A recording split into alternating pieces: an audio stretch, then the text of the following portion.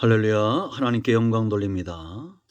은혜를 사모하고 주의 음성 듣기를 사모하는 여러분 모두를 축복합니다. 오늘은 1월 23일 주일 말씀 묵상입니다. 말씀은 출애굽기 32장 9절부터 13절 말씀까지 14절 말씀까지 보겠습니다. 먼저 기도하겠습니다.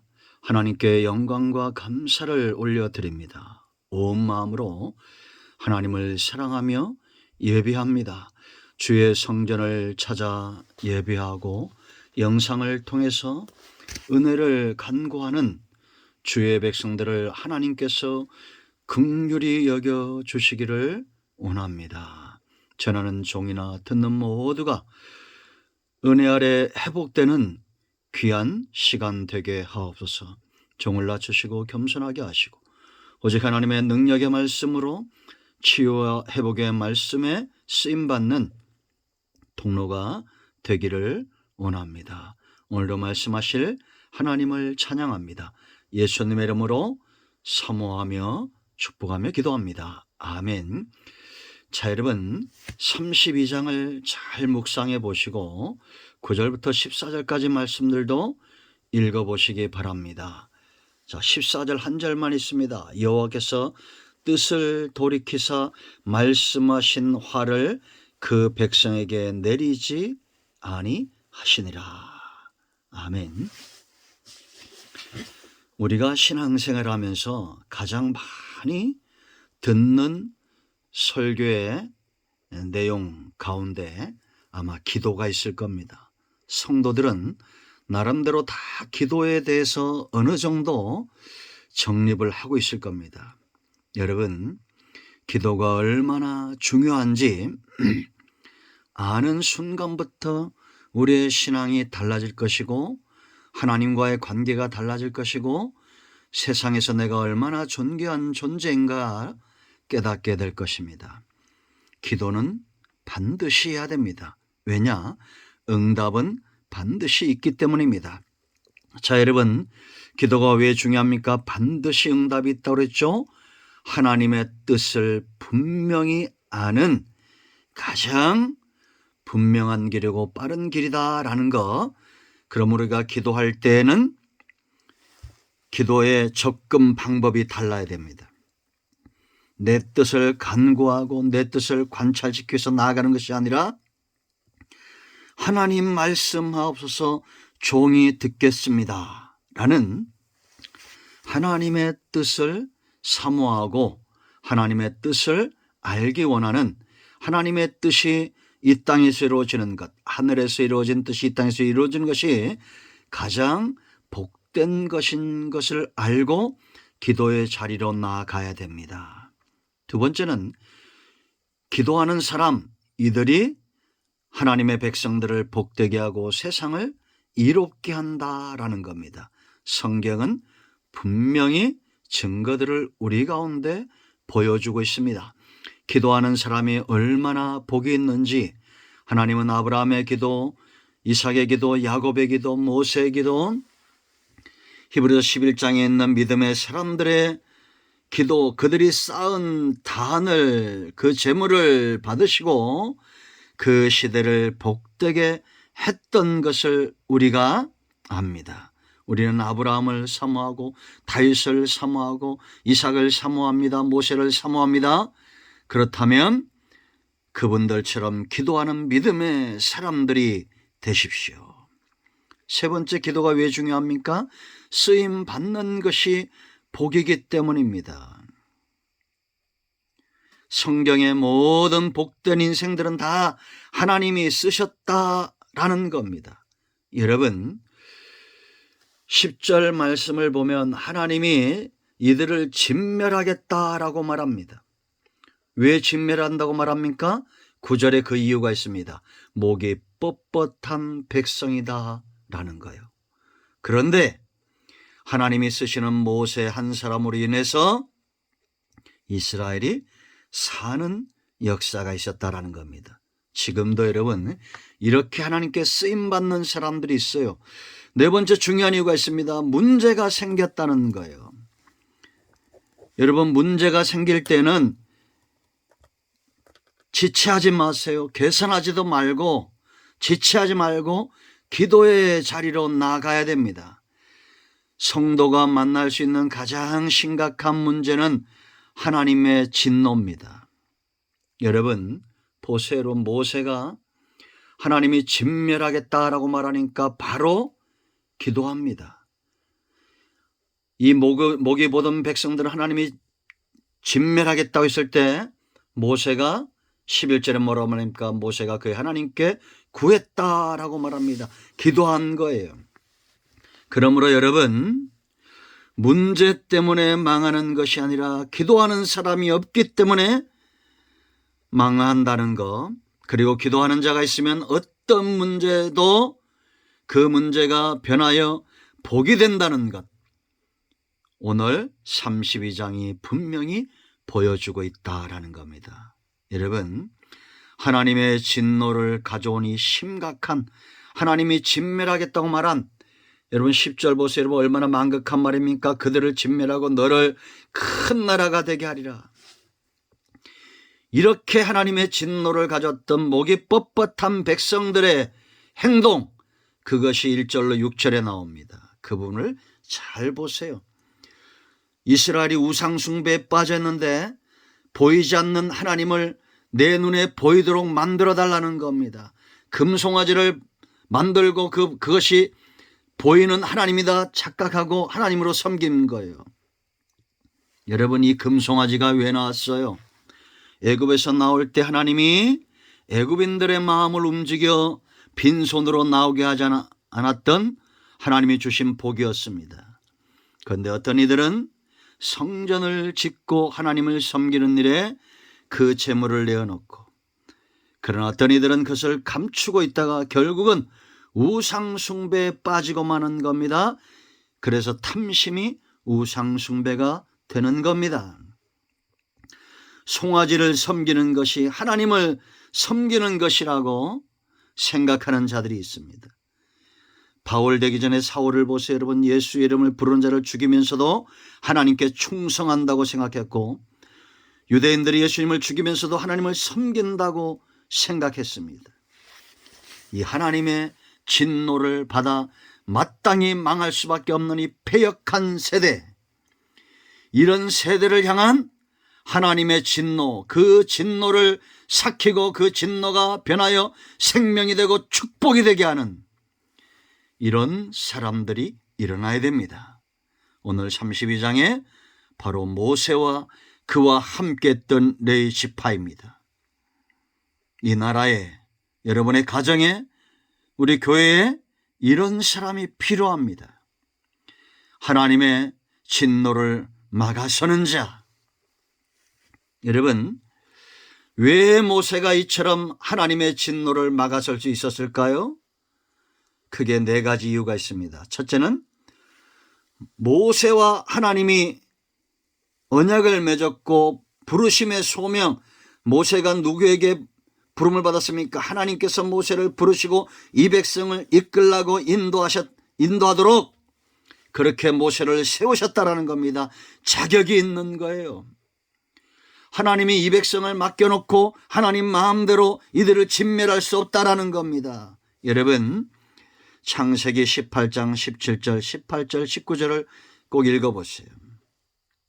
하나님이 모세에게 말합니다. 아브라함에게 말합니다. 소돔과 고모라 성을 멸망시키는 일에 아브라함을 제껴놓고 내가 이 일을 행할 수 없다라고 말합니다. 왜냐? 아브라함은 복의 근원이 되고 천하 만민은 그로 말미암아 복을 받는다는 언약, 하나님이 아브라함을 부르신 목적입니다.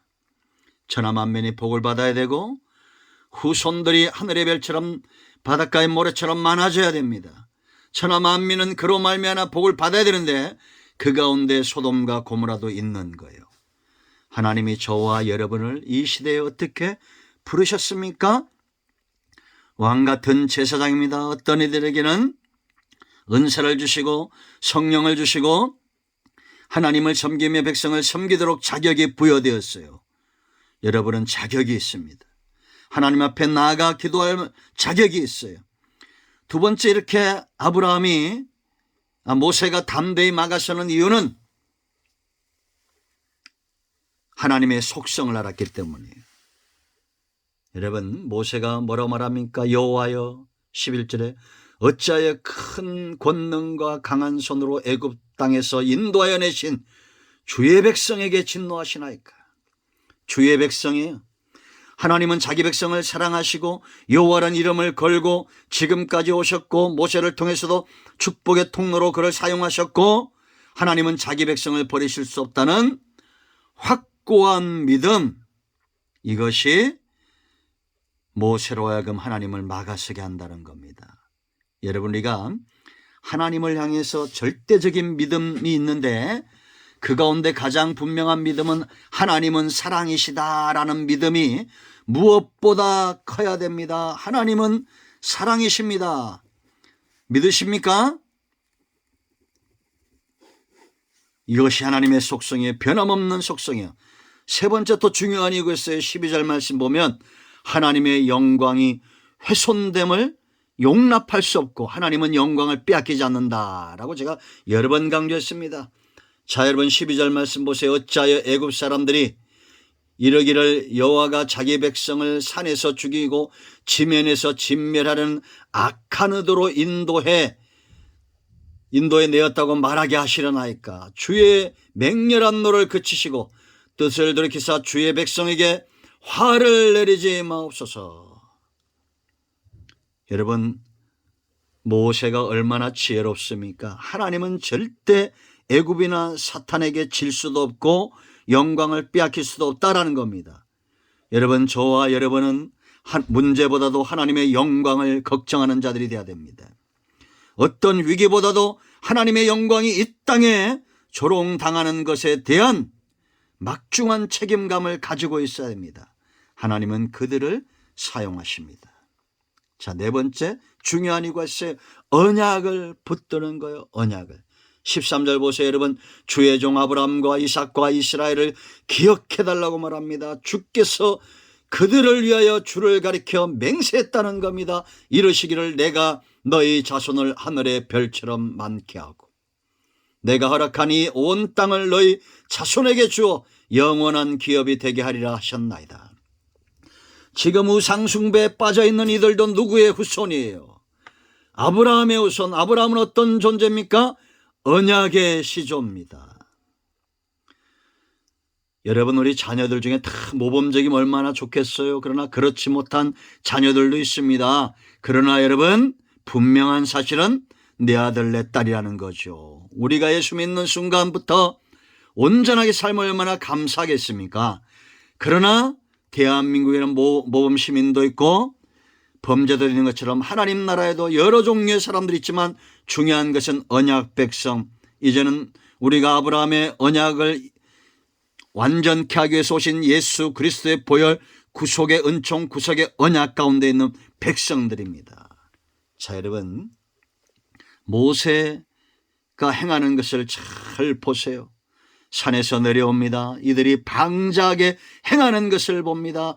그리고 여호와의 가슴을 갖고 선포합니다. 26절 보세요. 여러분, 26절에 이에 모세가 진문에 서서 이르되 누구든지 여호와의 편에 있는 자는 내게로 나오라 하매 레위 자손이 다 모여 그에게로 가는지라. 하나님 편에 선 자들을 모았습니다. 여러분, 우리가 이것은 하나님의 뜻입니다. 하나님의 뜻대로 해야 됩니다 라고 말하면 우리는 모든 것을 내려놓고 하나님 편에 서야 됩니다.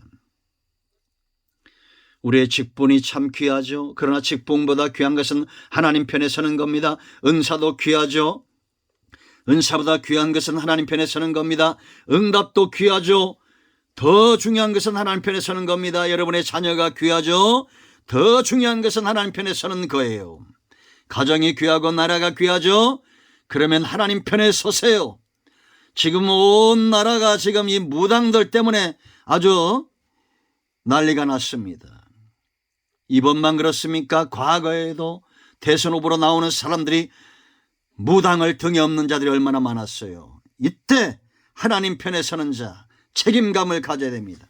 하나님 편에 서는 자가 있는 가정이 복되고 그 나라, 그 교회, 그 민족이 복된 것을 알아야 됩니다. 레위지파 모세와 함께 앉아 그날에 그들이 그들의 형제를 침으로 백성 중에 3,000명가량이 죽임을 당합니다.